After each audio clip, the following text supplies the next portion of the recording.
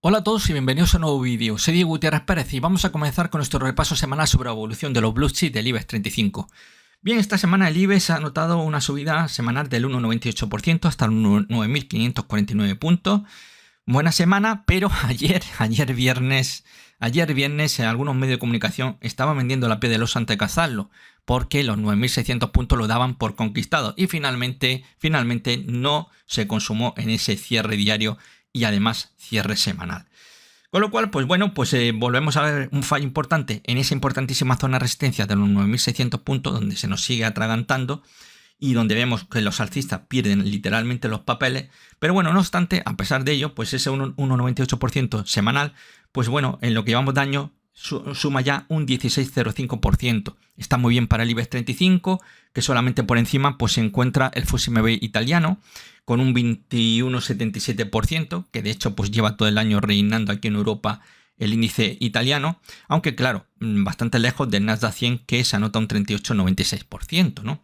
Y eso que ayer viernes, cuando estaba realizando el vídeo sobre los valores FAM, más Nvidia, Tesla y Microsoft, enlace que os dejaré en la descripción del vídeo, pues justamente al cierre del jueves se anotaba un 40%, ¿no? Y de hecho pues lo comentaba en el vídeo, una auténtica pasada. Pero ¿qué ocurrió? Que ayer viernes se la pegó. Nasdaq 100 cayó un 1,75%, el Standard & Poor's cayó un 1,22% y el Dow Jones un 0,83%. En cierres semanales, tanto el Standard & Poor's como el Nasdaq 100 han cerrado en negativo. Solamente el Dow Jones se anotaba un 0,12% arriba, con lo cual, ojito a ver lo que pueda ocurrir el lunes, que aquí se ha venido la gente muy arriba con las noticias macroeconómicas de Estados Unidos y Europa, pero en Estados Unidos vemos que los inversores pues se están volviendo bastante cautos, ¿no? Que eso es lo que hay que hacer, hay que ser bastante cautos. De hecho, pues en la encuesta de inversores minoristas en Estados Unidos,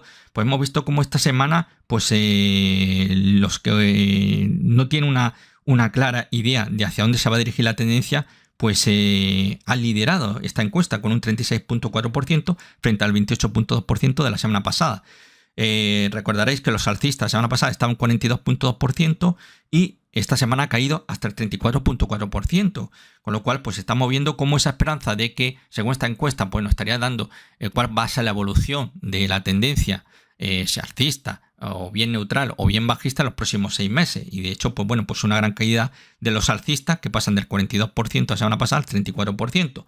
Y los bajistas incluso también han caído, aunque levemente, del 29,6% la semana pasada al 29,2% de esta semana, ¿no? Con lo cual, pues obviamente vemos cómo ya la cosa no está tan clara con este 36,4% de aquellos que no saben por dónde puede ir decantarse la tendencia, ¿no? Bueno, esta semana hemos tenido que dentro del IBEX 35 Grifols ha subido un 8,90%, Robi un 6,60%, por tanto, liderando la subida esta semana nos encontramos nada menos que a dos compañías del sector farmacéutico. Por abajo el valor farolillo rojo semanal ha sido para Enea, que se deja un 2,53%. En la semana 27 valores han cerrado de los 35 en positivo, con lo cual pues la verdad que está bastante bien. Lo que vamos de año, pues Robi sigue siendo el valor más alcista con un 57,14% arriba y el farolillo rojo pues una semana más sigue siendo Acciona Energía con un 25,11% abajo, ¿no? De los 35 valores que hay que forman el IBEX 35, solamente 7 estarían en negativo. Bueno, ayer viernes además fue la cuádruple hora bruja, que es el vencimiento de opciones y futuros sobre acciones e índices, con lo cual pues allí hubo mucha volatilidad y por tanto el volumen que podáis ver los gráficos se debe ni más ni menos que a eso, ¿no? Bueno, esta semana pues había reunión del Banco Central Europeo, que ha decidido subir los tipos de interés en 25 puntos básicos hasta el 4,5%, el nivel más alto desde el año 2001. Y bueno, pues ya lleva 10 subidas, ¿no? 10 subidas en los últimos 2 años, con lo cual pues obviamente parece que no termina de haber un techo, aunque algunos ya están vendiendo la piel del oso diciendo que el Banco Central Europeo ya que ese 4,5% no van a subirlo, ya que creen que han hecho techo. Bueno, ya veremos por dónde sale esto. Que ha habido mucha alegría y veremos a ver, porque yo no termino de interpretarlo como algunos lo están interpretando. Yo al menos, por mucho que he escuchado y reiteradamente a Christine Lagarde, no sé dónde dan por hecho que esto que se ha acabado, ¿no? Es verdad que la inflación está cayendo en la eurozona, pero tampoco, insisto, no podemos vender la piel del oso antes de cazarlo. Bueno, de hecho nos encontramos que, buenos datos para España, como la semana pasada hablamos precisamente en el vídeo de los blue chips. Pues esta semana la Comisión Europea eleva en 3 décimas el aumento del PIB en España para este año 2023 hasta el 2,2% desde el 1,9% pasada primavera. Bueno, además, eso sí, reduce una décima su pronóstico para el año 2024 para España desde el 2% hasta el 1,9%. No obstante, estos datos, tanto para este año como para el 2024, mantienen a España como una gran economía por encima de Alemania, de Italia o de Francia, ¿no? Con lo cual el crecimiento de la economía española va a ser, digamos, vamos a ser ahora mismo la locomotora europea, ¿no? Lo que antaño era de los alemanes hasta el dichoso conflicto entre Ucrania y Rusia, ¿eh? Ay, la locura que han hecho, ¿eh? Qué locura han hecho. El Olaf Scholz, desde luego ese tío deberían de meterlo en la cárcel, ¿no? Meterlo, literalmente. Bueno, además, estos datos que he dado, el 2,2% del PIB para este 2023 y un 1,9% para 2024, va en línea con lo que opinan la OECD, FUNCAS o el propio Banco de España. La inflación en la Unión Europea bajará este año, según la Comisión Europea, hasta el 6,5%. Y pensando que, en el 2022 la media registrada dentro de la Unión Europea fue del 9,2%. Esta caída va a continuar en el 2024, situándose en la inflación el 3,2%. De hecho, el objetivo del Banco Central Europeo, al igual que la Reserva Federal, es mantenerlo en el 2%. Bueno, vamos a ver. Además, esta semana hemos tenido el dato del IPC interanual del mes de agosto en España, que se ha situado en el 2,6%, en línea con la previsión de los economistas, y en Estados Unidos también se daba el mismo dato del IPC de agosto, el interanual, que se sitúa en el 3,7%, aunque en este caso aquí los economistas se han equivocado por una décima, ya que la previsión era de un 3,6%. La próxima semana habrá que estar muy atentos el martes 19 al IPC de la eurozona, el miércoles 20, importantísima esa fecha, anotadlo, miércoles 20 de septiembre, decisión de tipo de interés en Estados Unidos, mal comunicado del FOMC, con lo cual va a ser una jornada memorable. Seguramente todos los medios de comunicación relacionados con el tema de la economía, las finanzas, van a estar muy pendientes de la intervención del presidente de la Reserva Federal de los Estados Unidos. Por otro lado, el jueves 21 tenemos el índice manufacturero de la Fed de Filadelfia en Estados Unidos y el viernes 22 de septiembre se publica en España el dato del PIB del segundo trimestre. Bueno, pues hasta aquí hemos llegado un poco con estos datos macroeconómicos. También podríamos un poco mencionar la que se está hablando esta semana, que está dando mucho que hablar, ¿no? Bueno, no solamente la caza de brujas dentro del Partido Socialista, ¿no? Con esa expulsión de Nicolás Redondo, un clásico, ¿no? Del auténtico Partido Socialista, ¿no? Y bueno, Pedro Sánchez lo tiene claro, conmigo o contra mí, ¿no? Bueno, pues estamos esta semana, el conflicto, los tambores de guerra entre la Unión Europea y China. Vaya paliza que nos van a meter. Todo, ya recordáis la semana pasada que matizaba sobre cómo por primera vez en España teníamos cómo durante un mes la venta de coches no estaba liderada por fabricantes europeos o de Estados Unidos, principalmente europeos. Se nos colaba una compañía china y en el mes de agosto era la que más coches vendía en España. Esto en línea con la que se está liando con el tema del coche eléctrico, en el cual vamos muy por detrás de China. Y como ya creo que comenté precisamente la semana pasada, o fue quizás hace 2 semanas, cuando hice también un videoanálisis sobre varias empresas relacionadas con el automóvil europeo, en Estados Unidos estaban los asesores más importantes advirtiendo al presidente de Estados Unidos que esto era una guerra perdida, ¿no? El coche eléctrico contra China. Y Joe Biden dijo, ¿cómo? Aquí no nos rendimos. Estados Unidos no ha perdido una guerra nunca. Bueno, ya sabes que tiene algunos problemillas, ¿no? Un poco de Alzheimer y todo esto, ¿no? Y por tanto, pues el pobretillo pues no recuerda, pues primero ese primer susto en la guerra de Corea, luego esa derrota clarísima en Vietnam. No recuerdan cómo salieron de Afganistán. Bueno, y en Irak, pues bueno, que entraron y bueno, sí, se puede decir que ganaron, pero bueno, no han sido capaces de mantenerlo, ¿no? Aquello sigue en un pleno conflicto armado, ¿no? Irak. Bueno, pues con todo el tema del coche eléctrico, pues fijaros, esta semana ya se habla de tambores de guerra entre la Unión Europea y China, porque según la Unión Europea están jugando con ventaja las compañías chinas, cuando resulta, como ha dicho el gobierno chino, es que en el año 2022 se cortaron las ayudas a los fabricantes de coches eléctricos en China. Y China le está diciendo a la Unión Europea, es que vosotros no, es que vosotros seguís inyectándolo. Bueno, eso es como la guerra, esa gran guerra también entre Estados Unidos y la Unión Europea con dos compañías fabricantes de aviones. Por un lado, la europea Airbus y la norteamericana Boeing. Estados Unidos acusa a la Unión Europea de que es que no paráis de meter dinero, porque Airbus es que por sí sola se vendía abajo literalmente. Y claro, y la Unión Europea dice, que nosotros no damos un durico. Bueno, un poquillo por debajo de la mesa inyectamos, porque es que si no, pues a Airbus pues seguramente le costaría trabajo mantenerse en el aire.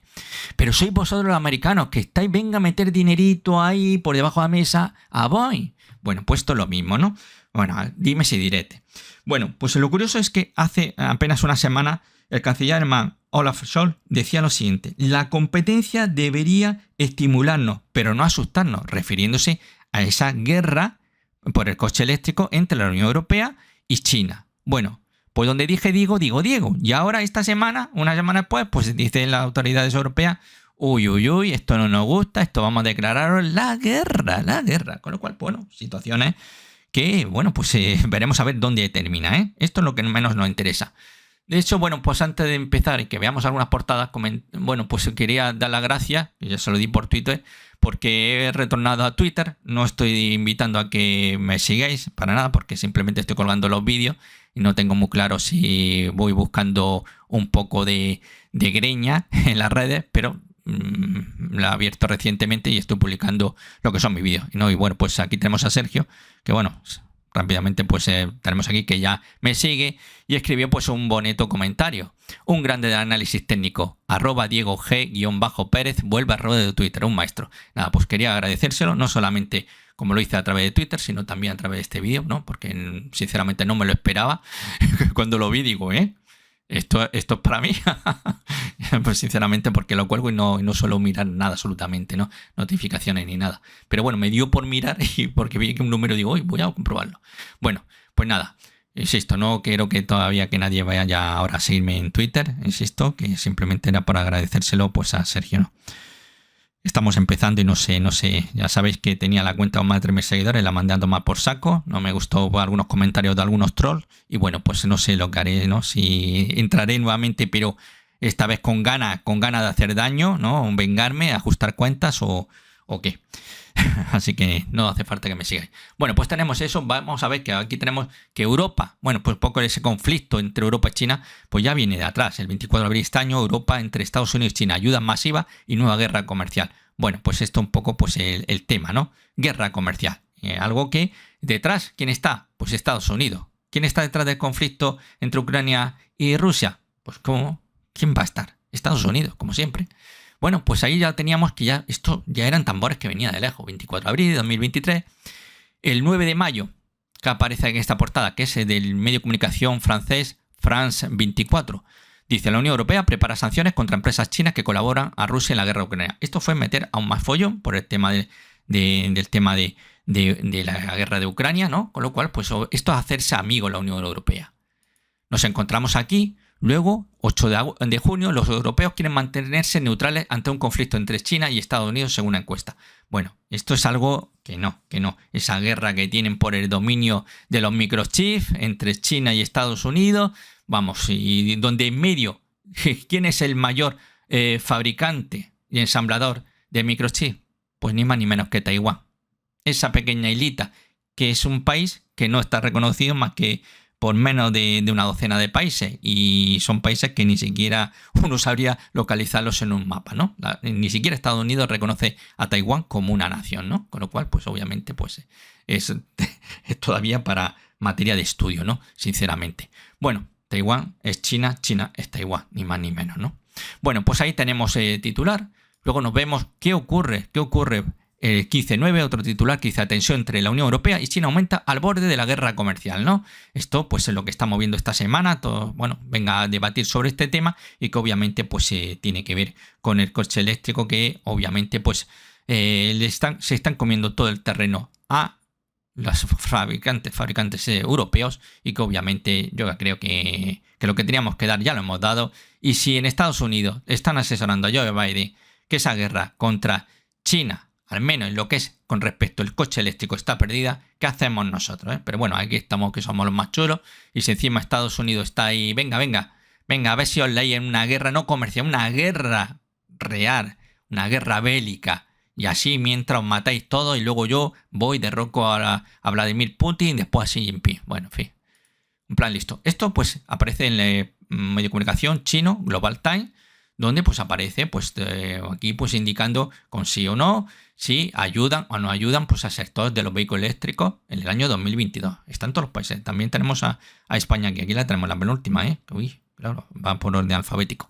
Con lo cual, pues bueno, pues ahí tenéis, si podéis pausarlo, este vídeo, y ver quién son los que ayudan, quién no, pues a su sector. Quién pone trabas o quién no.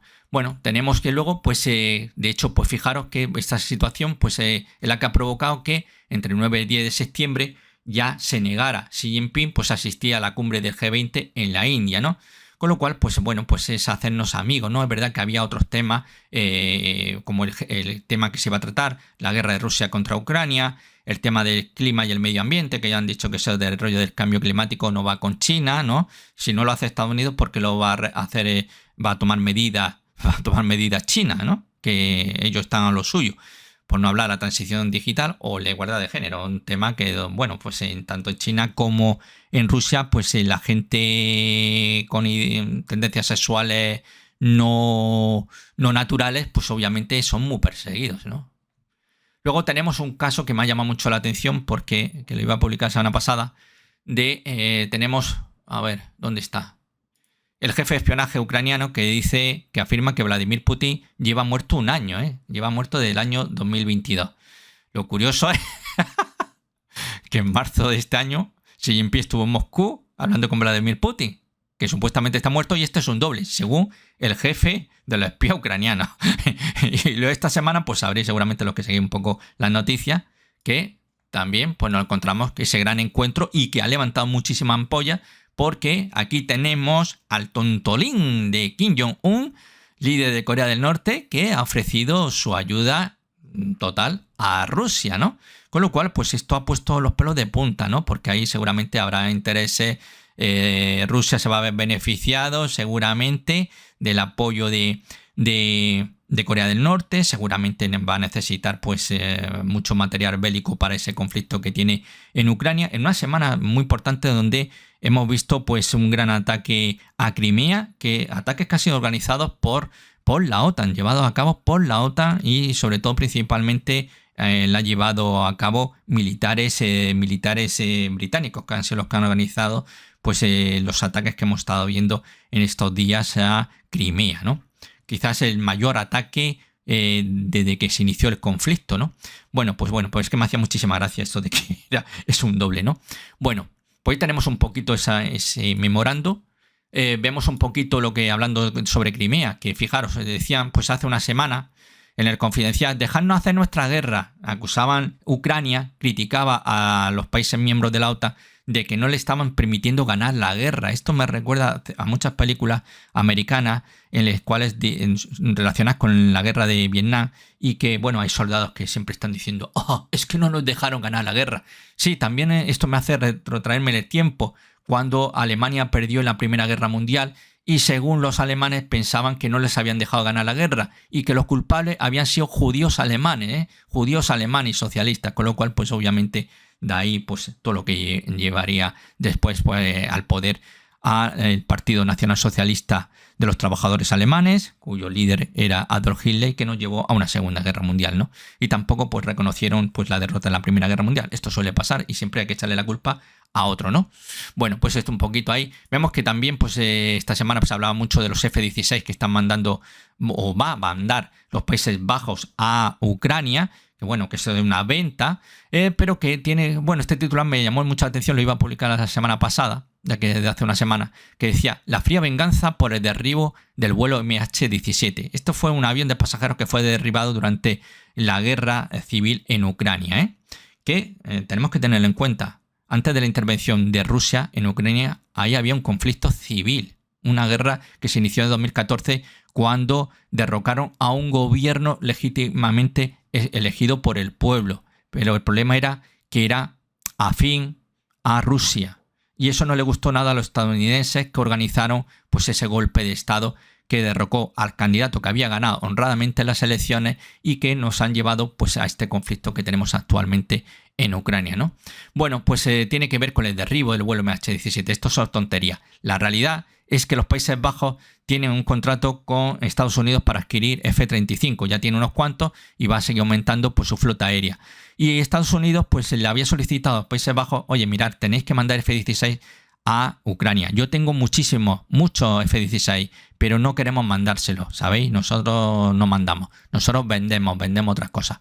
Así que vosotros le vendéis los F-16 a los ucranianos y nosotros os vamos a hacer un buen descuento en los F-35. Esa es la realidad, no la venganza por el derribo del vuelo MH17. Hablando de vuelo MH17, hay un vuelo que también tiene mucha tela, que es el vuelo del 655 de Iran Air, un Airbus A300 con 290 personas a bordo, que fue derribado en 1980, 3 de julio de 1988, vemos un crucero USS Vincennes, que confundió este avión, lo confundió con un avión de combate, un F-14. Este es el avión. Bueno, este es un modelo, no es concretamente el que derribaron.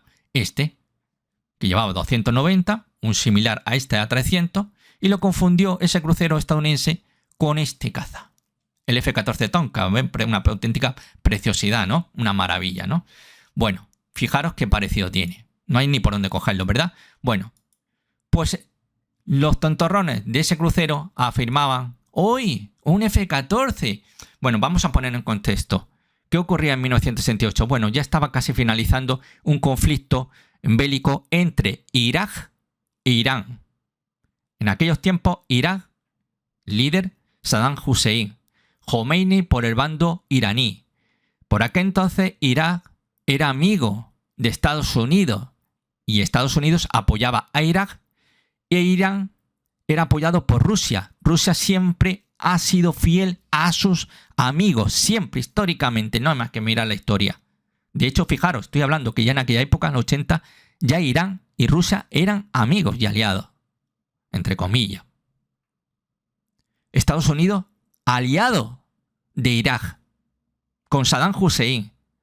Recordaréis cómo acabó Saddam Hussein, ¿no? Vale. Recordaréis las dos guerras contra Irak, ¿verdad? Por parte de Estados Unidos. Pues no sé qué tiene que ver. Claro, hay muertos, como siempre digo, de primera y hay muertos de segunda. Esto, como eran iraníes, pues daba igual. Esto daba igual. No pidieron la cabeza, los países occidentales pidieron la cabeza de los militares norteamericanos. No, que va. Sin embargo, por el de vuelo MH17, que fue derribado en Ucrania, eso sí que se le pidió en responsabilidades. Incluso pedían un juicio internacional para condenar a los militares rusos que estaban implicados supuestamente en el derribo de ese MH17. Los rusos dijeron que había sido un error, ¿no? Eran milicias prorrusas que lo derribaron, ¿no? Y ellos también pues dijeron que fue un error, ¿no? Bueno, sin embargo, los rusos, como eran prorrusos, eran malos. Y aquí, con este avión, el iraní, pues, ¿Qué más da? Son 290 iraníes, son enemigos, hay que matarlos. Eso porque vemos el doble lenguaje, ¿no?, que hay siempre en la política. En fin, vamos a pasar ya a lo que tenemos que ver, que sé que estaréis desesperados. Vamos a ver, IBEX 35, espacio temporal mensual, uno y otro, a la izquierda total retar y a la derecha sin ajustar el dividendo. Bueno, pues vemos sin ajustar que cerraba ayer viernes los 9.549 puntos. Como vemos, pues todavía tenemos la velita mensual por debajo de 9.600 puntos, no termina de conquistarlo. Como ya he mencionado, en los últimos 3 meses estamos jugueteando 9.200, 9.600 y podríamos ampliarlo a una zona 9.600. Con lo cual seguimos deshojando la margarita y por desgracia, insisto, ayer algunos medios de comunicación españoles daban por ya conquistada la cota 9.600 puntos, que es vital para avanzar hacia la zona 10.000 puntos, pues se nos ha atragantado. Si vemos el IBEX 35 ajustado mensual, lo tenemos 31.551. Aquí vemos la misma historia. Llevamos 3 meses que tampoco podemos con los 32.000 puntos. Muy en línea son 9.600. Por tanto, mientras no veamos ruptura por encima de 32.000, seguramente sin ajustar no va a conseguir los 9.600. Cuando rompa los 32.000, a continuación seguramente va a ir el IBEX 35 en esa zona. Es muy importante que siempre, pues, antes de confirmar una ruptura de una zona de resistencia o soporte, comprobemos ambos índices, porque si los dos confirman ruptura es buena. Si no, hay que esperar a que realmente veamos los próximos movimientos, si van en línea ambos, que algunos se haya retrasado o que realmente haya sido una falsa ruptura y por tanto una trampa. Hay que tener muy cuidado. De momento, como estamos viendo tanto uno u otro, seguimos en la misma historia, deshojando la margarita en rangos laterales. En gráfico semanal vemos el movimiento del IBEX 35 sin ajustar, lo tenemos en 9.549 puntos, como ayer viernes llegaba a alcanzar los 9.641.6 y finalmente cerraba en los 9.549 puntos. Vemos que sigue una semana más deshojando la margarita, como estamos viendo, con lo cual no terminamos de ver ningún avance. Así que de momento pues seguimos viendo ese movimiento importantísimo, no perder los 9.200. Ahí sí que podríamos ya empezar a pensar en posibilidad como un retorno hacia la zona 8.800 puntos. Así que mucho ojo en ese nivel. Romper los 9.600, conquistarlos, pues obviamente nos puede dar alas para avanzar a ese mítico nivel que llevamos tanto tiempo esperando y es una vuelta a los 10.000 puntos. Nos vamos con Telefónica. Esto, ¿quién lo iba a decir? ¿Quién lo iba a decir? ¿Os acordáis cuando lo cogimos a Telefónica? Que lo había puesto por ponerlo, ni siquiera lo estamos analizando en qué momento, pero me llamó la atención, simplemente estamos en rango lateral y en aquel momento estaba aquí, en esa zona de soporte, los 350. Y os decía, o sube aquí o se la va a pegar de lo lindo. Y mirad si subió. Y se fue a buscar el mejor de los escenarios que teníamos proyectado. Buscar la zona de resistencia 3.95, 3.98. Estupendo. Muy bien. De hecho, marcando nuevo máximo anual en la jornada de ayer tras alcanzar los 3.99.7. Desgraciadamente cerró la jornada en negativo, como estamos viendo, los 3.93.7. Se dejó un 0.20%. ¿Fallo dónde? Pues fallo en zona de resistencia. En gráfico semanal lo podéis ver muy bien. Esa zona 3.95, 4 euros, ahí no tiene nada que hacer. Ahí los alcistas ya les tiemblan las piernas y dicen, ¿qué hacemos? ¿Subimos o bajamos? Y se ponen a dudar, pero vamos a ver lo que ocurre. Estamos todavía, estamos a mediados de septiembre, puede ocurrir cualquier cosa, pero nuevamente en gráfico semanal tenemos nuevo fallito, con lo cual vamos a ver si en la próxima semana vemos avance y ruptura al alza, con lo cual sería fantástico, ya que podríamos hacer una proyección bastante interesante para que tengáis una idea un poco así, de forma ruda, pero para no perder mucho tiempo. Más o menos. 4.50. Nos vamos a la zona de los máximos de 2022. Ahí nos vamos. Bueno, vamos a ver lo que ocurre. De momento, fallo en zona de resistencia. Mucho cuidado. En cortito plazo, los que vayan muy cortito plazo, vigilar los 3.90, Vigilar los 3.90 porque ahí ya la cosa se complica. Los que vais a corto plazo, que no vais a muy corto plazo, me refiero a inversores o traders que están operando en estrategias de swing trading, que van de 3 a 5 días máximo, ¿no? Ese nivel 3.90 hay que vigilarlo. Para los que vayan a corto plazo, perder los 3.85, malísima noticia. Ya hemos roto la directriz alcista, ya hemos roto zona clave de soporte, esa zona de 3.85, y la situación se nos puede poner muy peliaguda de cara, pues, a un retorno hacia la zona 3.75 y a partir pues vamos escalando 3.60, 3.50. Un escenario evidentemente muy malo. De momento estamos aquí, no estamos en los 3.70 ni estamos en los 3.50, estamos en los 3.94. Vamos a ver lo que ocurre, si finalmente es capaz de romper o, como he comentado, ir teniendo mucho cuidadito conforme vaya perdiendo los niveles que he mencionado, porque obviamente el escenario se pondrá complicado y podríamos ver en el peor de los escenarios una vuelta a la zona 350, que cruzar los dedos porque este tema pues no llegue a suceder y tengamos una ruptura que permita a Telefónica pues seguir aspirando y buscar nuevamente los máximos del año 2022, una vuelta a los 450. Nos vamos con BBVA. BBVA en gráfico diario vemos que cerraba ayer bien en los 7.21. Muy bien, recordaréis que la semana pasada, hablando de Blue Chip, hablamos del martillo tanto en BBVA, que es muy bonito, y en Santander. De Santander me gustaba menos, ¿no? Esto es por gusto, ¿no? Pero teníamos un martillito y como comentaba, esto era pues ¿para qué? Pues para aquellos que tienen un perfil activo agresivo, una oportunidad para abrir. Para el resto, obviamente, ahí tenías que mantenerse fuera. Porque de todos modos estamos hablando de estrategias de cortito plazo, no estamos hablando de estrategias de medio plazo para aspirar a algo más, ¿no? Con lo cual sabemos que estamos en un rango lateral 6.80, 7.40. Ahí estamos evolucionando y de momento fallito hasta los 7.21. Conquistamos por nada y menos la resistencia ahora transformada en soporte 7.20. Vamos a ver si no los pierde, porque perderlos posiblemente ya, y sobre todo una vez perdamos la cota de los 7.12, por debajo 7.12, 7.11, esto factiblemente se lo van a intentar llevar a los 6.80. Quizás como último zona de seguridad, 7 euros, si queréis darle un poco de cancha para si estáis pensando en la posibilidad de que pueda haber una ruptura alcista. Yo obviamente aquí veo un rango lateral y no veo una ruptura alcista, no soy tan optimista. Ya sabéis que yo ni soy optimista ni pesimista, soy simplemente un escéptico. Yo mientras no veo una ruptura por un sentido o en otro, pues obviamente todos son pues posibilidades que pueden ocurrir perfectamente. Puede haber una ruptura alcista, puede haber una ruptura bajista, o puede que continuemos a lo largo de los meses que nos queda de este año pues en ese rango lateral 6.80, 7.40.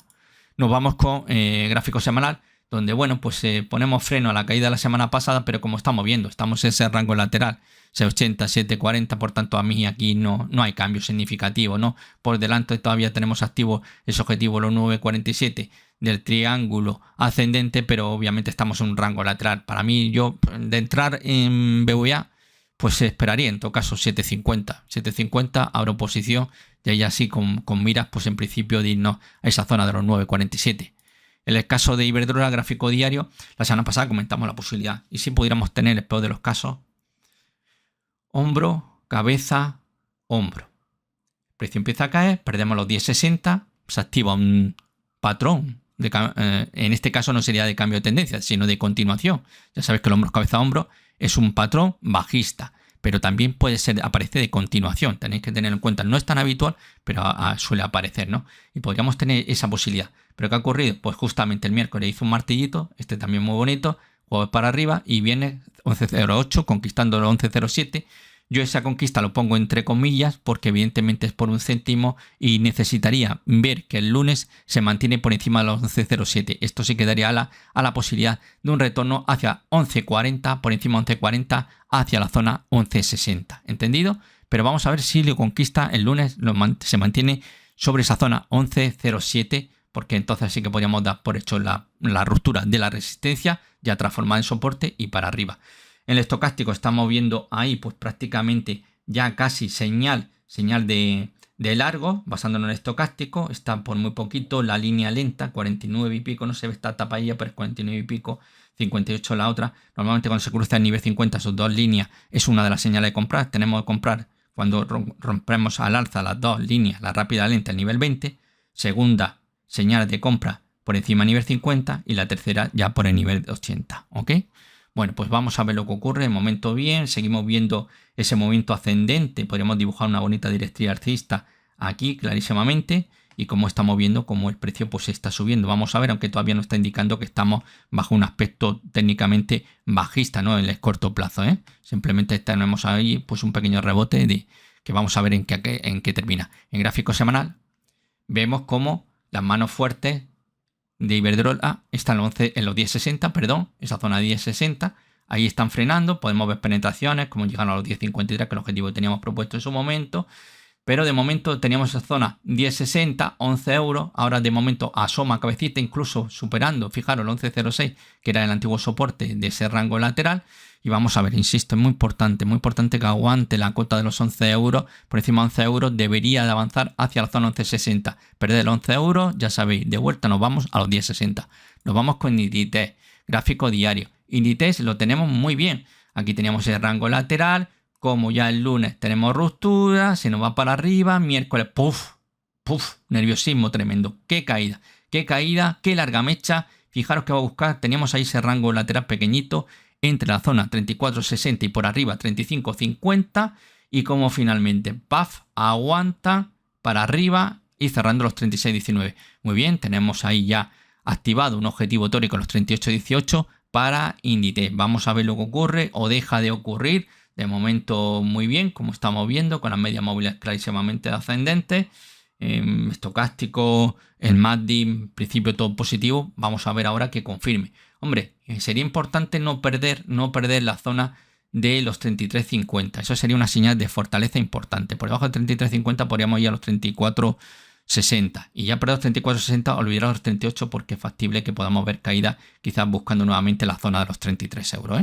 Así que ir vigilando esa zona. Yo para mí, por debajo de esa zona 34.60 se acabó la fiesta. Y señal de fortaleza por encima de 35.50. Eso sería una señal muy buena. Nos vamos a gráfico semanal, donde ya pues ahí tenemos ahí esa proyección hacia la zona de los 38 euros, como estamos viendo en ese gráfico semanal. Muy bien, vamos a ver. Esto ya nos está dando señal para abrir posiciones largas en la apertura del lunes. Los que no abrieron obviamente con el cierre diario del lunes de esta semana, pues pueden hacerlo este próximo lunes, 17-18 de septiembre, abrir posiciones largas con objetivo esa zona de 38. En gráfico mensual tenemos un objetivo los 50.74. De momento parece que nos estamos despegando, marcando nuevo máximo anual tras alcanzar los 36.48, con lo cual, pues bueno, buena señal. Vamos a ver esto cómo transcurre. Es un objetivo a largo plazo y por tanto, pues obviamente queda mucho recorrido, ¿no? Pues todavía. Nos vamos con Banco Santander. Banco Santander, pues buen rebote. Lo vimos la semana pasada precisamente con ese martillito, lo tenemos aquí, cómo cerraba. Y bueno, pues la evolución de esta semanita muy buena y desgraciadamente el viernes fallaba. Cierre negativo hasta los 3.49.15 y aquí tenemos un patrón de vela japonesa, esta vela de cuerpo blanco y la del viernes, la de cuerpo negro, que es un patrón bajista, se conoce como nube oscura o como nube borrascosa y sus connotaciones son bajistas, con lo cual cualquiera podría abrir el lunes 18 de septiembre, abrir posición corta y colocar el stop loss justamente en el máximo intradía de la jornada del viernes, los 3.56.95 o un tip por encima, 3.56.96, colocar el stop loss. Claro, el problema que tenemos con las velas japonesas, como ya he explicado tantas veces, es que sabemos cuándo hay que abrir posición, dónde hay que colocar el stop loss, pero no hacia dónde puede ir. Pero un poco, pues viendo el escenario que tenemos actualmente, si perdemos los 3.45 es factible que podamos ver caída hasta los 3.35, con lo cual, pues obviamente yo si tengo la posición, abro posición corta el lunes, pues voy a intentar mantenerla a ver si podemos romper los 3.45 y caer a 3.35. Pero insisto, si aguanto los 3.45, cerrar la posición. Aunque no obstante este patrón, mientras no superemos los máximos de la jornada del viernes, insisto, los 3.56.95 estaría activo. Una vez superado los máximos del viernes, queda totalmente pues desmontado el patrón de nube oscura o nube borrascosa. Nos vamos con el gráfico de Santander en semanal.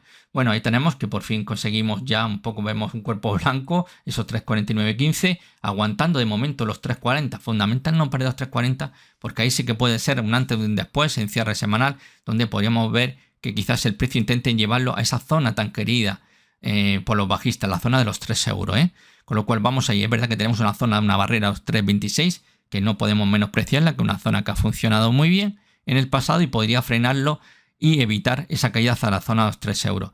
Pero yo creo que como perdamos 3.40 van a tener intención de conducirlo a esa zona de los 3 euros y se van a esa zona de los 3.26, veremos a ver si puede aguantar, ¿no? Yo pienso que es probable que vayamos a ver los 3. Pero crucemos los dedos porque en caso de que haya caída, perdamos 3.40, aguanta los 3.26. Mientras aguante 3.40, pues la idea es un retorno, buscar la zona 3.80, obviamente. Nos vamos ya para finalizar con CaixaBank, un vídeo del cual hice un análisis extendido de largo a corto plazo. En la descripción está el vídeo de CaixaBank, más de los valores FAN, más Microsoft, Tesla y Nvidia. Y donde, bueno, pues vemos que el viernes se la pegó bien, a 1,47% abajo hasta los 3,54 euros. Como comentaba precisamente en ese vídeo que hacía esta semana, donde estaban las manos fuertes del mercado era en la zona 360. Vital la zona 360. Quien domina los 360 pues se va a manejar el catarro en el corto plazo. Y de momento vemos como esa zona de 360, donde actuaba como resistencia, además tenemos la media móvil 200, pues no pudieron los alcistas, a pesar que comenzaba la jornada del viernes con un hueco de apertura alcista bastante interesante y que bueno, pues podía dar alas. El problema es que muchos vendieron a pie del oso antes de cazarlo y sobre todo, como he dicho, los medios de comunicación ya daban por hecho los 9.600 puntos habían caído del IBEX 35 y no. Como vemos, situación nuevamente muy complicada. Ojo, ojo, ojo, porque para mí todo lo que no sea recuperar los 360, esto puede terminar cayendo a la zona 335. De hecho, como perdamos los 350, es factible que vayamos a buscar ese nivel, los 335 euros. Con lo cual, mucho cuidado, insisto. Y yo, si estoy fuera, mejor veo los toros y cuando rompa los 360, el momento pueda conseguirlo. Vale, estupendo, 360, de nuevo con la idea puesta en un retorno zona 380, 385. Pero mientras estén por debajo de 360, ahora mismo yo no le veo motivo para entrar. Así que mucho cuidado con lo que pueda hacer y sobre todo, insisto, 350, ahí hay que cerrar, pero rapidísimo. Nos vemos en gráfico semanal, justamente todo ese movimiento ahí. Teníamos un rango lateral bonito, muy bonito. Podríamos activarlo también como un doble suelo. Se complica la vida durante muchísimas semanas, 360, la zona 385 o 380, 390 si queréis, un poco para números redondos. Ya veíamos cómo llevamos 2 semanas de caída y esta semana pues ha cerrado también negativo por poquito, segunda semana consecutiva por debajo de la media móvil 40 que igual a la 200, con lo cual un escenario bastante negativo que tenemos ahora mismo. Vamos a ver si se aguanta, insisto, un poquito niveles como hemos estado viendo anteriormente, esa zona de 350, pero qué pena. Podía haberlo intentado, pero es que no. El jueves tiró bien, pero el viernes le faltó rematar. Y era muy importante el viernes. ¿Por qué? Porque teníamos cierre diario y para mí mucho más importante que el cierre diario, el cierre semanal. Eso es más importante. Y desgraciadamente, pues no pudo ocurrir, por tanto hay que ser bastante cauto. De hecho, hay proyectado un objetivo bajista para que sepan que podéis ver tranquilamente en el vídeo que os dejo en la descripción. Así que bueno, pues nada, hasta aquí hemos llegado. Desearos un buen fin de semana y nos vemos en un próximo vídeo. Hasta pronto, chao.